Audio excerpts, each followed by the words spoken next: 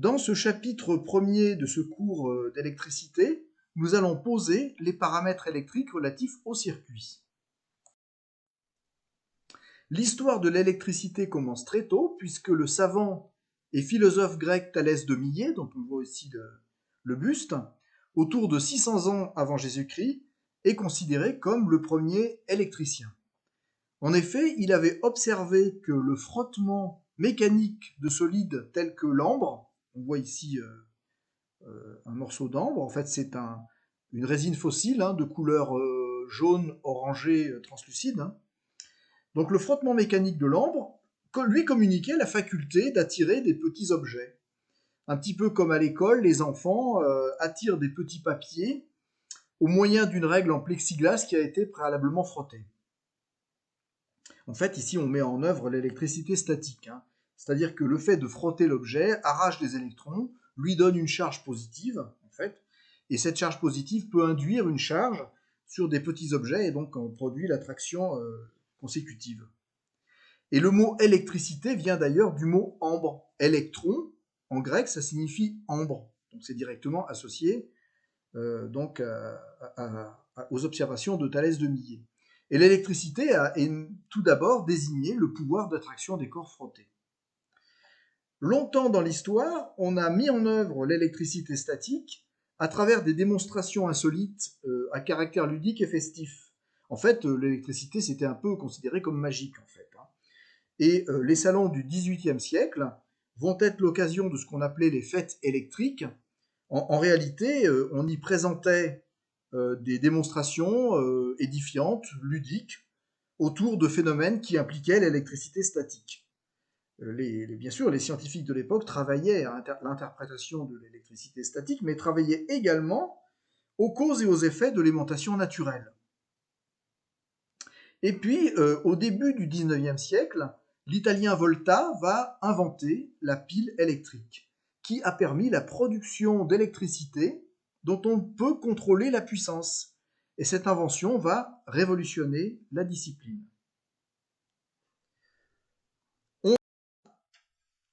On va s'arrêter un peu sur cette invention de la pile Volta, parce que ça va nous permettre d'introduire des notions de tension électrique, de courant et de puissance électrique.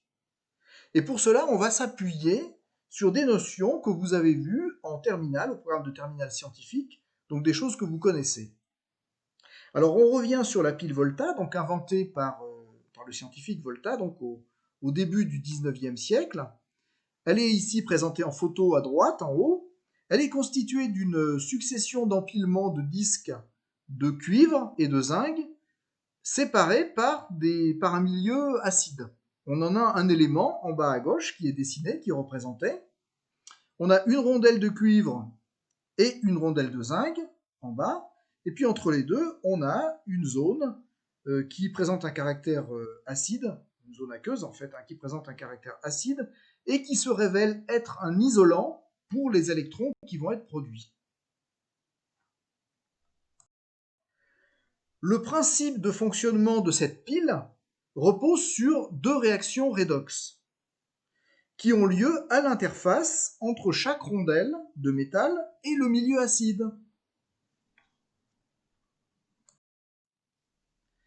Ces réactions induisent des électrons et sont énergétiquement très favorables. C'est-à-dire qu'en fait, qu'elles conduisent à un système plus stable qu'il n'était au départ. Elles se produisent de façon spontanée. La première équation redox, qu'on a vue assez vite, la première équation redox ici, appelle des électrons depuis la rondelle de cuivre jusqu'à l'interface pour produire les espèces qui sont présentées ici. Première réaction redox. La deuxième réaction redox produit des électrons depuis l'interface en direction donc avec le zinc, en direction donc de la rondelle de zinc.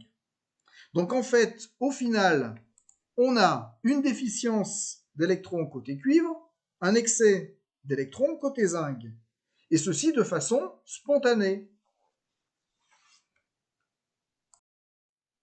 Le milieu acide entre les deux rondelles de métal, cuivre et zinc, est donc, on a dit, un isolant pour les électrons qu'on vient d'évoquer. ils ne vont pas pouvoir donc traverser, le milieu est imperméable aux électrons, mais lorsqu'on dispose entre les deux rondelles d'un circuit en métal extérieur, donc qu'on appelle un court-circuit en fait, hein, entre le zinc et le cuivre, eh bien on va pouvoir voir circuler les électrons qui sont produits. Comme ceci, les électrons vont donc du pôle moins du zinc vers le pôle plus, qui va attirer les électrons vers le cuivre. Et ceci de façon très favorable. Les réactions redox que l'on vient d'évoquer induisent une différence de potentiel électrochimique entre les deux rondelles, donc en fait une différence de potentiel électrique entre les deux rondelles, en cohérence avec chacune des deux électrodes, avec le rôle de chacune des deux électrodes tel qu'on vient de les évoquer. Ainsi, le cuivre, c'est le pôle plus, il attire les électrons, et le zinc, c'est le pôle moins, il repousse les électrons, il les produit. Cette force électromotrice, puisqu'elle produit des électrons, elle produit la circulation des électrons, cette différence de potentiel électrique entre les deux rondelles est donc associée aux équations redox, d'accord ? Et donc, on peut la mesurer, cette différence de potentiel, au moyen d'un voltmètre extérieur. Alors, on représente cette force électromotrice grand E, comme c'est indiqué dans le schéma électrique ci-dessous. Ça représente effectivement une pile, avec une borne plus vers le haut, une borne moins vers le bas, et donc la force électromotrice, ici, en cohérence, sera positive.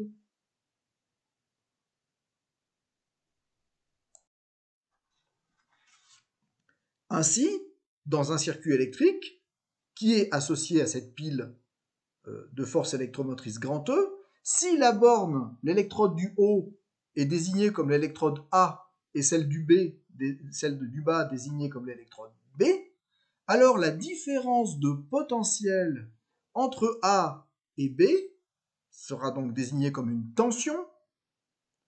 D'accord ? Elle sera mesurée en volts. L'unité de la tension, c'est le volt, en fait en rapport avec l'inventeur Volta, l'inventeur de la pile qu'on vient d'évoquer. Et la différence de potentiel VAB, la tension VAB, sera égale à VA moins VB, d'accord ? Et sera représentée par une flèche qui va de B vers A. Le sommet de la flèche désigne le point haut, le point A. Donc VAB, c'est VA moins VB. Il se trouve qu'ici, VAB est rigoureusement égal à E, qui est positif, ce qui veut dire que VA est supérieur à VB.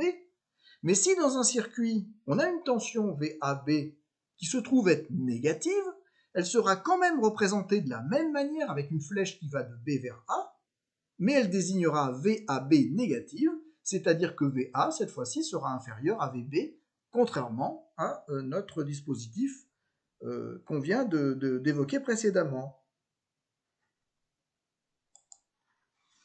Il est commun, souvent, quasiment dans l'essentiel des cas, de désigner une électrode comme référence des potentiels. C'est ce qu'on appelle la masse électrique. On la représente comme figurée ici. Ici, c'est la masse et donc au point B. C'est le zéro des potentiels. C'est-à-dire que VB égale 0. Donc, tout potentiel du circuit, VA par exemple, le potentiel du point A, le potentiel du point A sera donc rapporté au potentiel nul. Donc lorsqu'on calculera le potentiel A, on le calculera par rapport à 0, par rapport à la référence des potentiels. Alors revenons maintenant sur notre structure munie du fil extérieur et donc permettant la circulation des électrons depuis la borne moins vers la borne plus, selon ce qu'on a dit précédemment. Il se trouve qu'initialement, les scientifiques qui travaillaient sur ces dispositifs pensaient que les charges électriques qui circulaient dans le fil extérieur, dans le court-circuit extérieur, les charges en question étaient donc de signe positif, c'était des charges positives. Et ils pensaient qu'elles circulaient de la borne plus, qui alimentait donc des charges positives, qui étaient à l'origine des charges positives, vers la borne moins, qui les attirait. En fait, bien évidemment, ils avaient tout faux, puisque les charges réelles, c'est les électrons, Dans un métal, on a montré ensuite qu'il ne peut y avoir que des électrons qui circulent dans un métal. Un métal, il se trouve que c'est un réservoir d'électrons. Il n'y a que des électrons qui peuvent circuler dans un métal, mais ça, ils ne le savaient pas. Eux, ils pensaient que les charges étaient positives et allaient du plus vers le moins. Donc, ils ont induit un sens du courant conventionnel, c'est le courant qui ici est indiqué avec la flèche bleue, le courant I conventionnel, qui est donc positif dans notre cas de figure, qui va donc du pôle plus vers le pôle moins, et qui est exactement en sens opposé du sens de circulation des charges réelles, que sont les électrons. Et les scientifiques ont donc installé ce sens conventionnel de courant et ont utilisé ce sens conventionnel pour mettre en jeu l'ensemble des lois analytiques de l'électricité, de sorte qu'on a conservé ce sens conventionnel comme le sens du courant dans le circuit que l'on verra ensuite. On a conservé cette convention. Donc pour nous, le courant I va du pôle plus vers le pôle moins et il est positif. Conventionnellement, on va conserver cette convention, tout simplement. Même si on aura mémoire, on saura qu'en réalité, les charges réelles qui circulent, elles vont en sens opposé. Mais les deux courants étant parfaitement identiques, ça ne pose pas de problème majeur. Alors si maintenant on revient à notre pile qui va travailler donc de façon rationnelle, eh bien il va falloir non pas utiliser un court-circuit, parce que si j'utilise un court-circuit, le courant n'est pas limité. Et le courant non limité, eh bien tout simplement, il va devenir énorme, et le dispositif va se détruire, il ne va pas rester stable, c'est quelque chose qui ne sera pas préservé. Donc il est important d'installer en série avec la force électromotrice, E, une résistance électrique qui va limiter le débit des charges électriques dans le circuit. La loi la plus simple qu'on peut évoquer, c'est que le courant I, courant donc des charges, qui va du plus vers le moins, donc conventionnellement, est égal à E sur R. E est positif, I sera donc positif pour nous, conventionnellement, bien sûr. La valeur de E, bien sûr, ici est une constante qui est liée à la nature des éléments de la pile, qui est liée donc à la nature des métaux, et de sorte que E est constant. Ainsi, si R est à la charge de l'utilisateur, R peut varier selon ce que l'utilisateur va connecter à la force électromotrice, le courant I, lui, sera constant si R est constant. I est égal à E sur R. Alors la puissance électrique qui est exprimée en watts, l'unité de la puissance électrique c'est le watt, qui est délivrée par la pile, est égale à E, tension, multiplié par I, le courant. E par I, c'est égal à E carré sur R, compte tenu de la relation précédente. C'est donc la puissance électrique que délivre la pile Volta. Alors il peut être intéressant et facile de faire une analogie entre le principe de fonctionnement du circuit électrique précédent et celui mécanique suivant. On imagine un récipient comme une espèce de baignoire, rempli d'un liquide, qui est donc installé sur un ascenseur, qui est positionné sur un ascenseur, qui donc permet de faire monter la baignoire donc sur le dispositif, et la baignoire peut atteindre une hauteur h par exemple, et on arrête l'ascension du récipient. La baignoire est donc à la hauteur h, est installée à la hauteur h. Alors on peut montrer que la pression du liquide, lorsqu'il est à la hauteur h, est directement proportionnelle à cette hauteur. Donc plus le récipient est haut, en fait, plus la pression, bien sûr, du liquide est élevée. Lorsque le récipient est au sol, la pression est égale à 0. C'est la référence des pressions. Ce dispositif mécanique est une analogie du dispositif électrique précédent, puisque la pression ou la hauteur joue le rôle de la force électromotrice grand E. Alors, le zéro des potentiels électriques, c'est le sol pour la pression mécanique, la pression est nulle au sol. Alors ensuite, eh bien, le fait de faire monter le récipient donc sur le curseur, eh bien, revient à augmenter la force électromotrice E du circuit électrique. On a donc une analogie parfaite entre les deux dispositifs.